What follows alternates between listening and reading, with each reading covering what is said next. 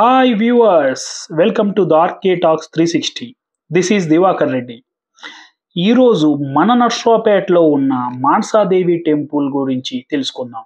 ఆ గుడి విశేషాలు ఏంటి, ఎప్పుడు ప్రారంభించారు, ఎక్కడుంది, మన పూజారి గారిని అడిగి ఆయన మాటలో తెలుసుకుందాం. ఒకసారి మానసాదేవి టెంపుల్ గురించి, ఈ టెంపుల్ విశిష్టత గురించి సరే మీరు చెప్తే మన ప్రేక్షకులు తెలుసుకుంటారు. మానసాదేవి సుబ్రహ్మణ్యేశ్వర దేవస్థానం ఇది అల్లివారి పాలనలో నైభాస్తి యొక్క బాజీనగర్ దగ్గర ఉంటుంది. సర్పాకృతిలో ఉన్న సుబ్రహ్మణ్యేశ్వర వారి దేవాలయం ఆంధ్రప్రదేశ్లో మొట్టమొదటి దేవాలయం ఉంటుంది. ఇది సమేత ప్రతిష్టలో జరిగింది. అలానే పైన మానసాదేవి అమ్మవారు ఉంటారు. ఈ మానసాదేవి అమ్మవారు సుబ్రహ్మణ్య స్వామి వారికి వస్తుంది. శివుని యొక్క మానస జాతకంలో కుదోషం ఉన్నవాడు కానీ, ఆవుకేతుల దోషం ఉన్నవాడు కానీ, సర్పదోషం ఉన్నవాడు కానీ ఎవరైనా కానీ ఈ సుబ్రహ్మణ్య స్వామికి అభిషేకం చేయడం వల్ల వారికి వారి యొక్క ప్రాబ్లమ్స్ నుంచి వారి యొక్క దోష నివారణకు ఇక్కడ సర్ప పూజలు కూడా చేయడం. అలాగే ఇక్కడ ప్రతిరోజు కూడా నిత్యము సుబ్రహ్మణ్య స్వామి వారికి అభిషేకాలు. అలాగే ఇక్కడ ప్రతి నెల పోలీసు స్వామివారికి ప్రజాము దేవాలయం. అంటే నాకు నర్సరావుపేటలో ఈ చుట్టుపక్కల దగ్గరలో చాలా దగ్గర ఎక్కడ రాహుకేతు పూజలు కానీ సర్పదోష నివారణ కానీ చాలా తక్కువ ఉన్నాయి. కాబట్టి భక్తులు ఎవరన్నా నేను సర్పదోషాలు నివారించుకోవాలనుకున్నా ఇంకేమన్నా ఇక్కడ ఈ గుడి సందర్శించి ఆ పూజలు చేయించుకోవచ్చు. ఒకసారి మీరు దగ్గరగా ఉంటుంది ఒకసారి చూడండి.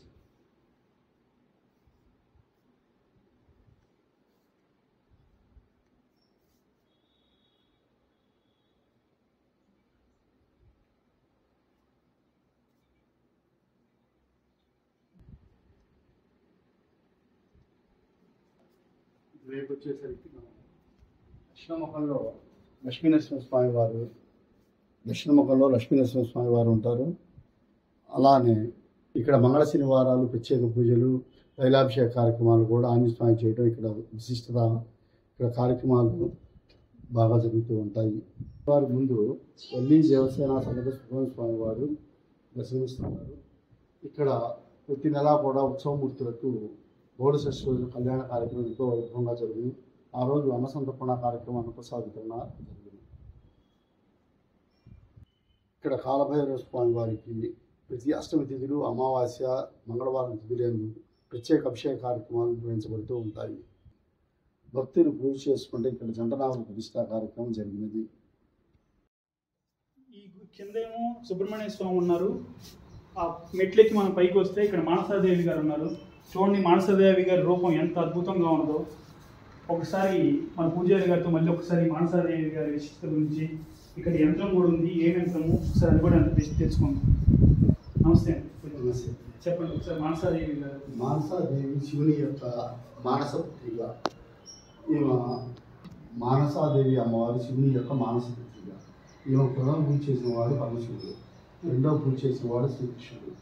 మనిషి యొక్క జాతకంలో 9 గ్రహాలు ఉంటే 5 గ్రహాలు అమ్మవారి అధిపతి.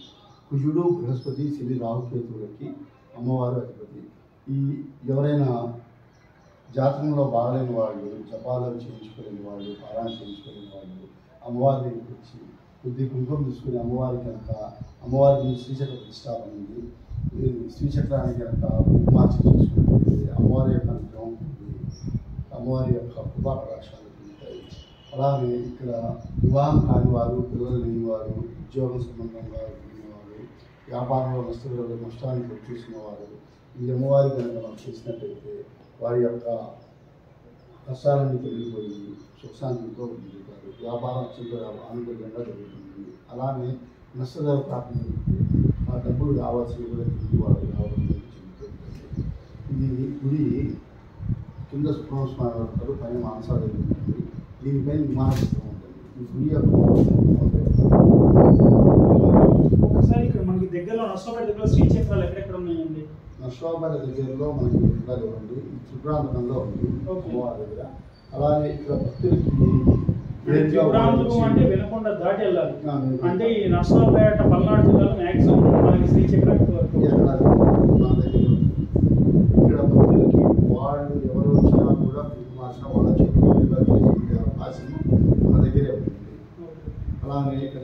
స్వామివారు ఉంటారు.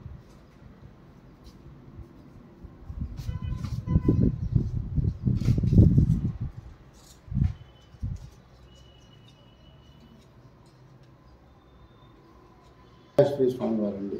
ఇక్కడ స్వామివారు బ్రహ్మసూత్ర లింగాకారము. ఇది త్రిపురాంతకము, కోటప్పకొండ ఈ క్షేత్రాల్లో మాత్రమే ఇలాంటి బ్రహ్మసూత్ర లింగాకారం ఉంటుందండి. విడిగా స్వామివారికి 100 సార్లు అభిషేకం చేస్తే ఎంత ఫలితం ఉంటుందో ఈ బ్రహ్మసూత్ర లింగాకారాన్ని ఒక్కసారి చేస్తే అంత ఫలితం ఉంటుందండి. బ్రహ్మసూత్ర లింగం అంటే ఏంటండి? ఈ లింగాకారం నుదుటిన ఈ చుట్టూ ఉండేది ఇది బ్రహ్మసూత్రం అండి. దీని నుంచి ఈ సూత్రము వెనక వైపు దాకా ఉంటుందండి. అలాగే మన దేవాలయానికి దక్షిణ ముఖంలో ఇక్కడ మేధా దక్షిణామూర్తి ఉన్నారండి. ఈ దక్షిణ ముఖంలో కోటప్పకొండ క్షేత్రము మరియు ఇక్కుర్తి రామలింగ క్షేత్రము మన దేవాలయం మీద నుంచి స్వామివారి యొక్క ఆలయ ప్రాకారాలు కనపడుతూ ఉంటాయండి. అందుకనే మనం దక్షిణ ముఖంలో మేధా దక్షిణామూర్తి స్వామివారిని దర్శించడం జరిగింది.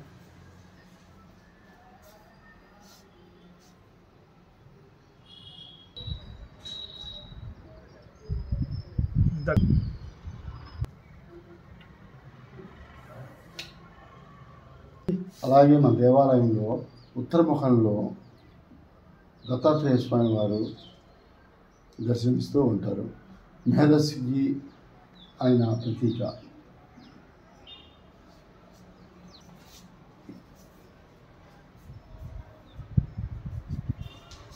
ఇక్కడ రాహుకేతు పూజలు విశిష్టత ఉంటుంది.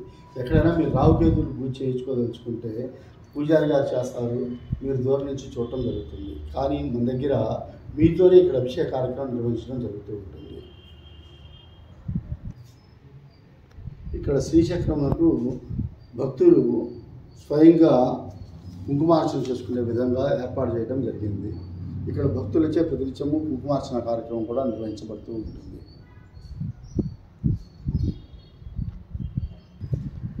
ఇక్కడ ప్రతి గురువారము సాయిబాబా వారికి అభిషేక కార్యక్రమం నిర్వహించబడుతూ ఉంటుంది.